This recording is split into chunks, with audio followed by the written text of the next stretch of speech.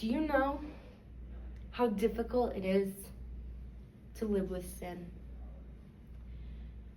Within your veins, within your entire being, you feel nothing but dirty, unclean, unworthy, and there's nothing you can do. You do your best to live this Christian life. You follow all the rules. You do what all the pastors say to do. But you're not enough. It's not enough. So you work yourself to death thinking you'll earn salvation as long as I stay on the straight and narrow, as long as I don't lie, as long as I don't gossip, as long as my dress fits what they want it to fit, as long as my hair is this certain way, as long, and suddenly it builds up. You set these rules and standards for yourself, and you allow the law of God to hold your salvation. Do you know what it's like to live with sin? Do you know what it's like to be Paul when he was speaking in Romans 7? The way he said, I want to do good, but I do what I don't want to do. And what I do not want to do, I do. And it is no longer me, but the sin living within me. Sin is difficult to live with. And as a human being, it is so difficult to have sin and divinity coexist within my being, within who I am. Because I know I'm loved by God, but I'm pulled to rebel against God, and then I fight against the rebellion. And for a long time, I believed that the law could make me right, as long as I was pitch perfect, as long as I got good grades, as long as I dressed well, as long as I smiled, as long as I dealt with everyone kindly, as long as I made the church and God happy, and I was a faithful, loyal follower, I was going to be saved. But then when the laws and rules start to fall through, and you start to see the humanity within yourself, you realize, I'm fighting against the current. You see, justification by works is exhausting. It's a slave master. And it is one that beats at you and beats at you and beats at you, and you're exhausted and you can't do it anymore, but you keep getting up because you want to please it. You want to fulfill this duty, and as soon as you slip up, it beats you and beats you and beats you, and there's nothing you can do. But that's not why God sent Jesus. That's not why God sent Jesus. God sent Jesus because he says, listen, they got it wrong. And that's okay. The way that Jesus dealt with so many different people shows the type of character he has. It was no law that kept Peter afloat when walking on water. It was no law that caused the bleeding woman to be healed. It was no law that brought the dead to life. It was no law that called Lazarus out of the tomb. It was no law that gave Mary confidence as she delivered a baby. It was no law that brought Christ back from the dead. No. By faith, Peter walked on water. By reaching out on faith, the woman was healed. By faith in the teacher, a daughter was raised. It was by faith that Lazarus walked out of the tomb. It was by faith that Jesus rose from the dead. He died and rose because by the nature and law, he could not be held there. He broke free to set you and I free. So when people say that they can be justified through their works, I shake my head and say, what a sad life they must live.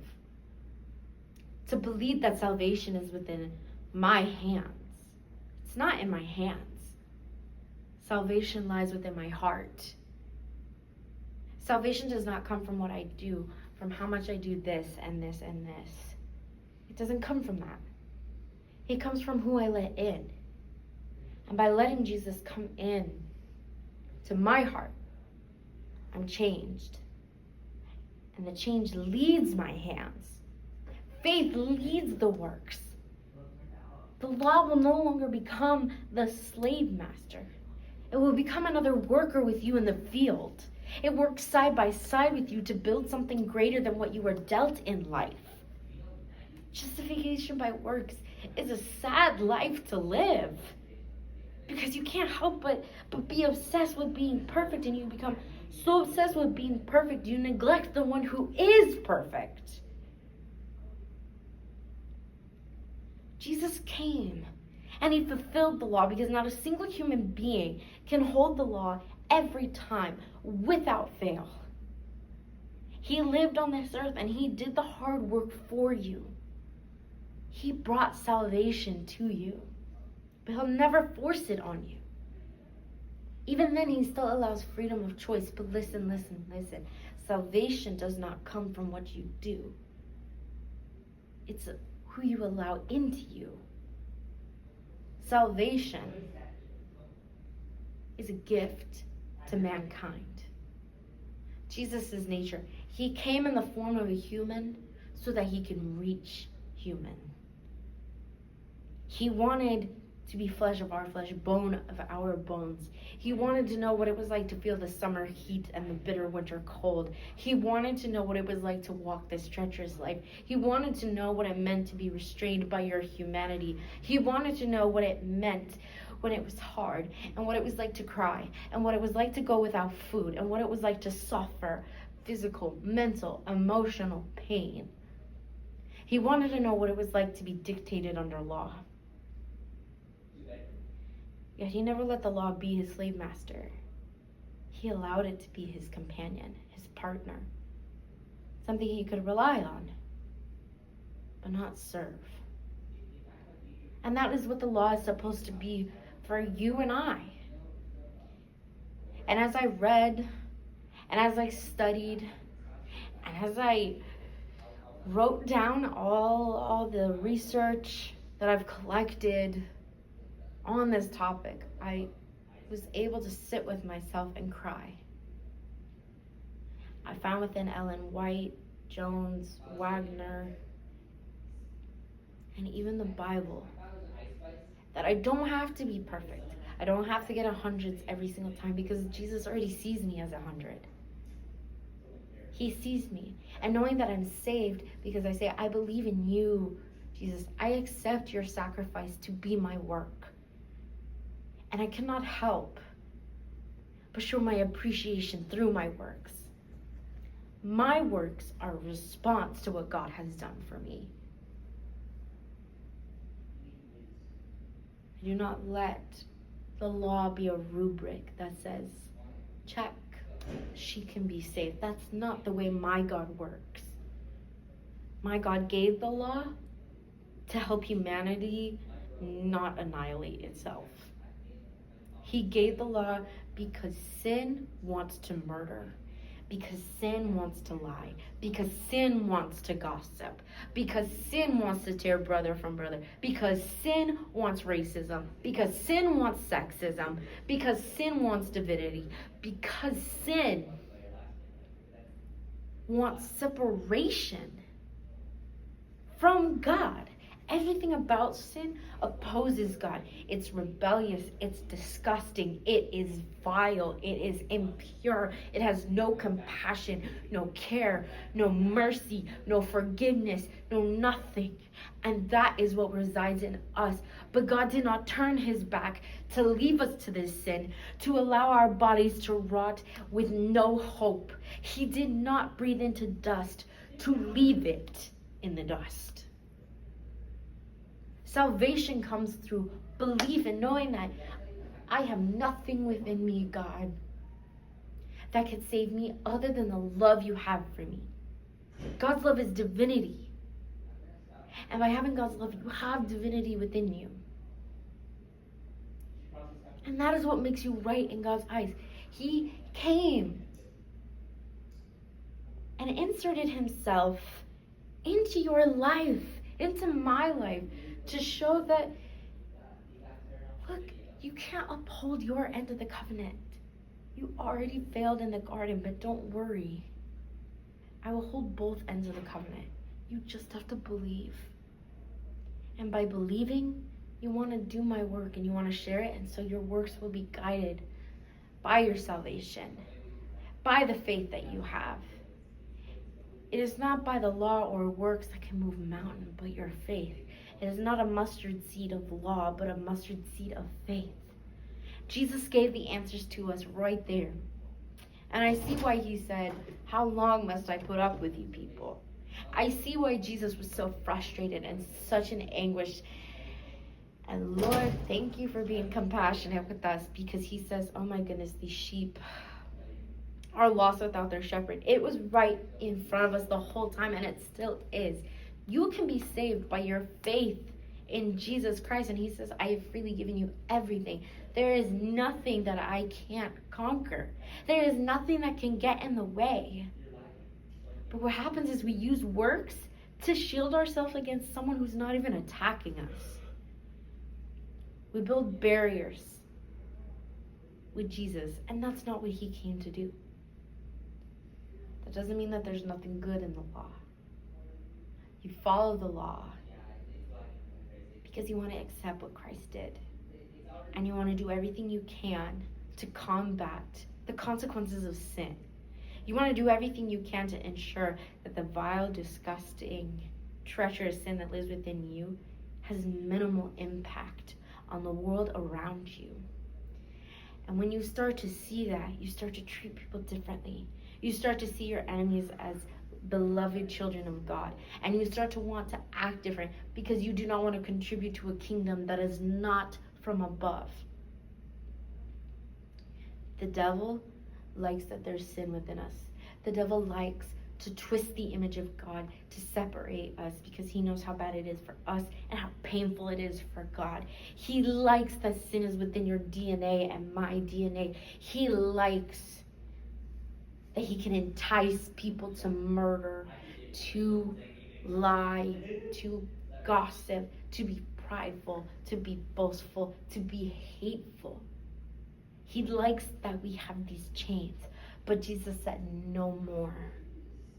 No more. And he broke those chains. And he said, all you have to do to be made right with me is accept me. But until you accept me into your heart, no change can happen. No work you do will contain my love within it. He even says, you may cast out demons in his name, you may heal in his name, and you may even prophesy in your name. But if you have no love, no belief that he died for you and for them, those works are meaningless. And he will turn and say, depart from me, for I never knew you. I want to be fully known by God. I want to be fully known by Jesus. I want him to look at me and know my name. And I'm not going to get everything perfect. But I can look at him and be like, Lord, I sure tried. I sure did my best. Sin is indescribable to live with. I have no words. But I'm so grateful that there is a power above me that is greater than the sin that lives within me. His name is Jesus.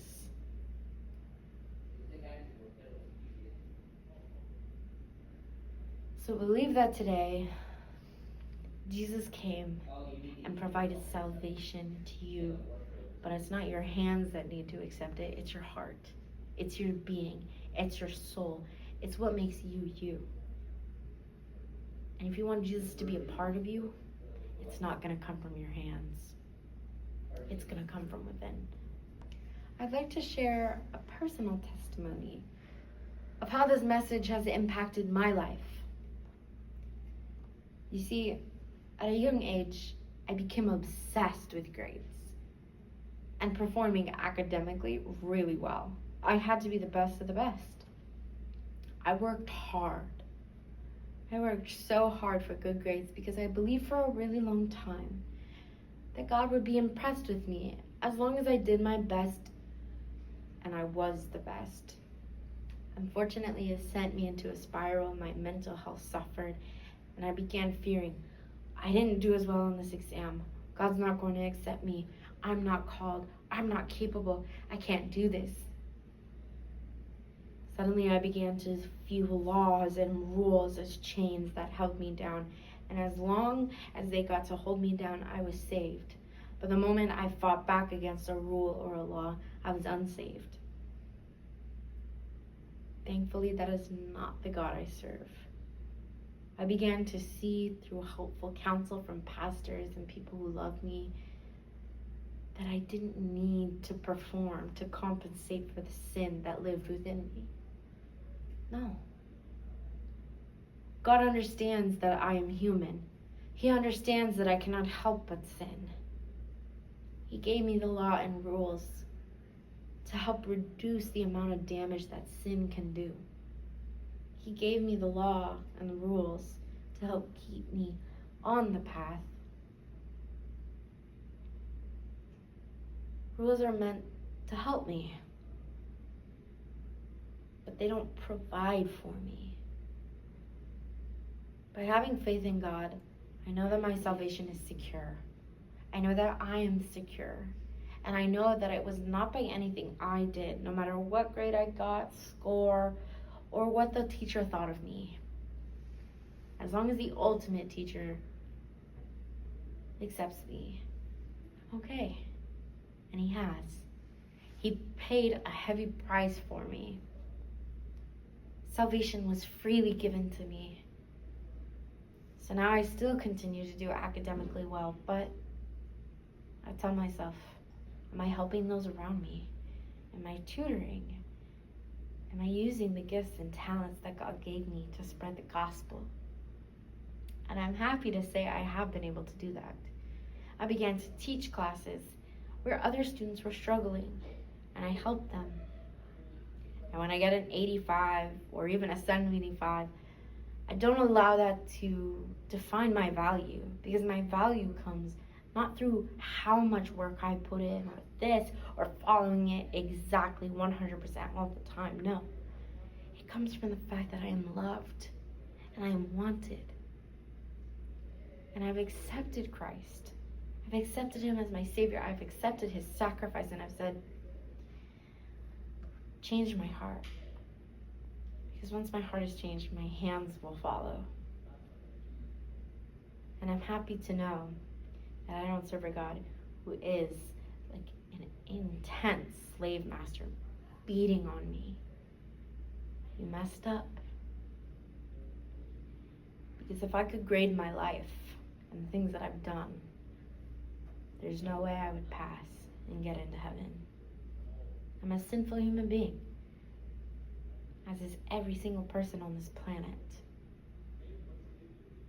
We fail God each and every day.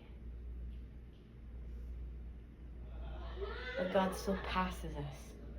And he says, keep coming back. Keep trying. Keep working, not out of fear that I'm going to strike you down, as Ellen White says. Don't work. Don't work hard because you're scared of the consequences of not working. No. Don't do that. Instead, know that you are saved and you are wanted. And salvation comes from accepting, not doing. I've accepted this message, and I'm excited to share it with the world. I'm excited to know that the Adventist church that I'm going to be working for bases themselves on this. Because as I have searched the scriptures, I have seen the type of God before me. And I see that he is not somebody who expects me to be perfect or even attempt to be perfect.